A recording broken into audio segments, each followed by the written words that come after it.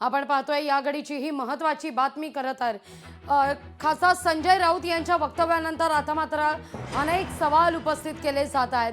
ठाकरेंच्या शिवसेनेला आता हिंदुहृदय सम्राट बाळासाहेब ठाकरे यांच्या समवेत आनंद दिघेंचा फोटो रुचत नाहीये का?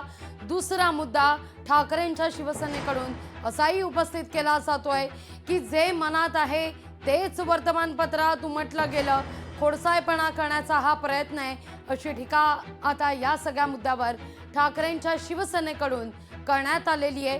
बाळासाहेबांच्या बरोबरीनं जिल्हाध्यक्षांचा फोटो लावता असं म्हणत खासदार संजय राऊत यांनी वक्तव्य केलेलं आहे. आनंद दिघे नेते उपनेते नव्हते, जिल्हाध्यक्ष होते असं राऊत म्हणतायत. त्यामुळे आता या सगळ्या मुद्द्यावर शिंदेंच्या शिवसेनेकडून टीका होण्याची शक्यता नाकारता येत नाहीये. दिवसभरामध्ये या सगळ्या मुद्द्यावर काय आरोप प्रत्यारोप होत आहेत, यावरून कसे टीकेचे बाण सोडले जात आहेत हे पाहणं सुद्धा तितकंच महत्त्वाचं असेल. लोकशाही मराठी ऐका, पहा, जागरूक रहा.